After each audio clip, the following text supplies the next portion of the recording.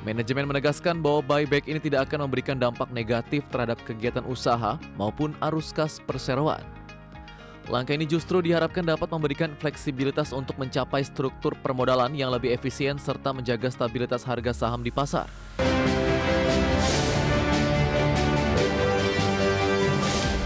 Emiten energi baru terbarukan milik Taipan Prajogo Pangestu, PT Barito Renewables Tbk menyiapkan dana sebesar 2 triliun rupiah untuk melakukan pembelian kembali saham atau buyback. Langkah strategis ini menyusul aksi serupa yang juga dilakukan oleh sejumlah emiten di bawah naungan grup Barito lainnya.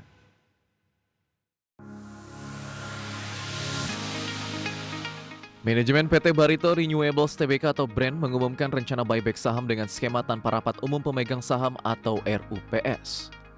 Dana sebesar 2 triliun rupiah telah disiapkan termasuk biaya transaksi dan perantara perdagangan yang akan dikelola oleh BNI Sekuritas. Periode aksi korporasi ini dijadwalkan berlangsung selama 3 bulan ke depan, terhitung sejak 4 Februari hingga 3 Mei 2026. Manajemen menegaskan bahwa buyback ini tidak akan memberikan dampak negatif terhadap kegiatan usaha maupun arus kas perseroan. Langkah ini justru diharapkan dapat memberikan fleksibilitas untuk mencapai struktur permodalan yang lebih efisien serta menjaga stabilitas harga saham di pasar. Sebelumnya, emiten panas bumi ini juga pernah melakukan aksi serupa pada Maret 2025 dengan alokasi dana yang sama besar yakni 2 triliun rupiah. Adapun pengumuman ini direspon positif oleh pasar, di mana harga saham BRAND terpantau menguat 1,22% ke level Rp8.325 per saham pada Rabu siang. Langkah buyback BRAND juga dilakukan serentak dengan emiten Prajogo Pangestu lainnya seperti BRPT, Chandra Asri, dan Petrindo Jaya Kreasi.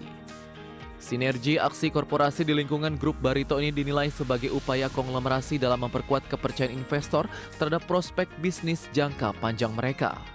Berbagai sumber IDX Channel. PT Wijaya Karya Tbk melaporkan adanya permohonan penundaan kewajiban pembayaran utang atau PKPU terhadap anak usaha serta perubahan peringkat obligasi oleh lembaga pemeringkat. Meski demikian, manajemen menegaskan perkembangan tersebut tidak memberikan dampak signifikan terhadap kinerja keuangan dan operasional perseroan.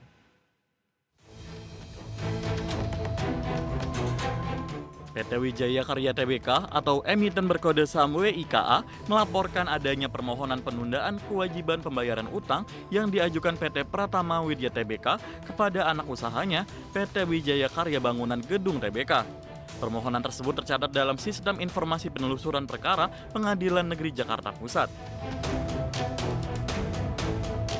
Sekretaris Perusahaan WIKA, Ngatamin atau Emin, menyatakan register perkara nomor 32 PDT Sus PKPU 2026 PN Niaga Jakarta PST diterbitkan pada 4 Februari 2026. Saat ini, anak usaha WIKA masih menunggu jadwal sidang serta relaas resmi dari Pengadilan Negeri Jakarta Pusat. Menurut manajemen, adanya permohonan PKPU tersebut tidak memiliki dampak yang signifikan terhadap kinerja keuangan maupun kegiatan operasional perseroan. WIKA menegaskan, aktivitas bisnis dan proyek yang sedang berjalan tetap dilaksanakan secara normal. Dalam perkembangan terkait, Pevindo menurunkan peringkat obligasi berkelanjutan dan suku WIKA menjadi IDD dan IDD Syariah. Penurunan ini dilakukan menyusul penundaan pembayaran kupon instrumen keuangan yang jatuh tempo pada 3 Februari 2026.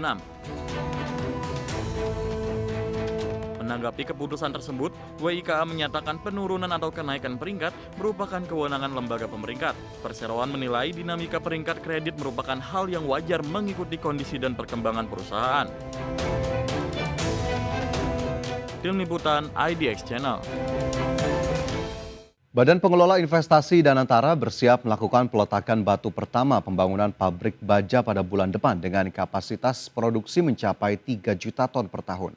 Penambahan kapasitas produksi baja diakui menjadi hal yang mendesak agar tidak lagi bergantung pada produk luar negeri.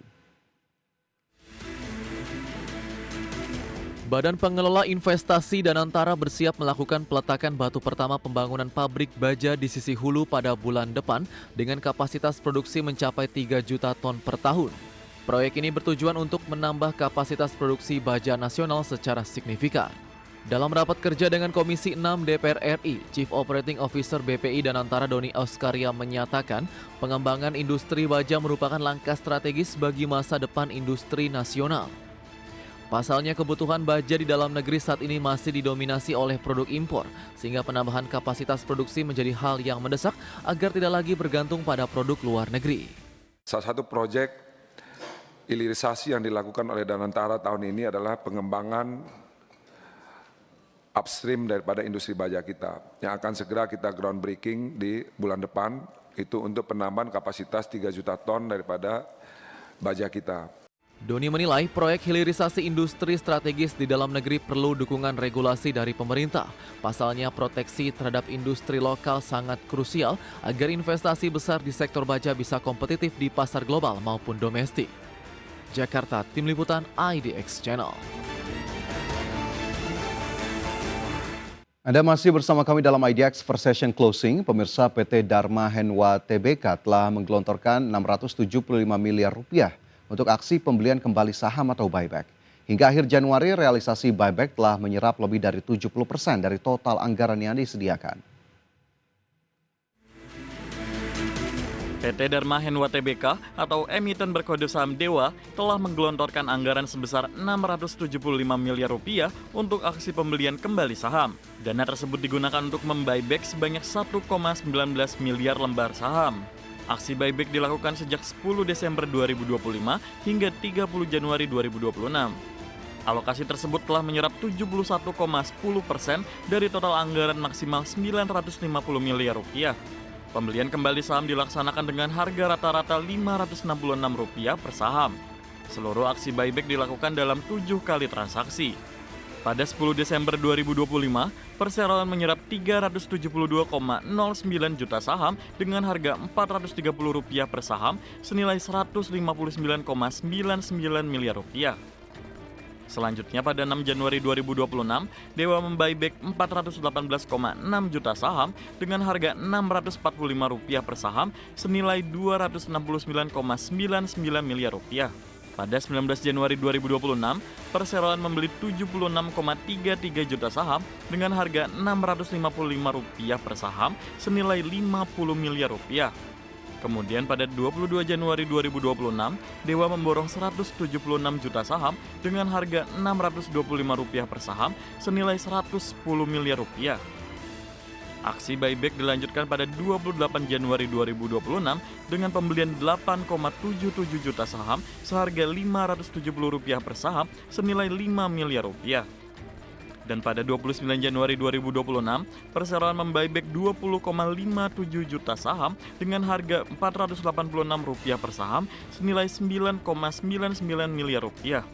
Terakhir pada 30 Januari 2026, Dewa membeli 126,12 juta saham seharga Rp555 per saham senilai Rp70 miliar. Pada 3 Januari 2026, saham Dewa menguat 65 poin atau 14,13% ke level Rp525 per saham. Namun sejak awal tahun, saham perseroan masih tertekan 225 poin atau 30% dari level Rp750 per saham. Tim Liputan IDX Channel.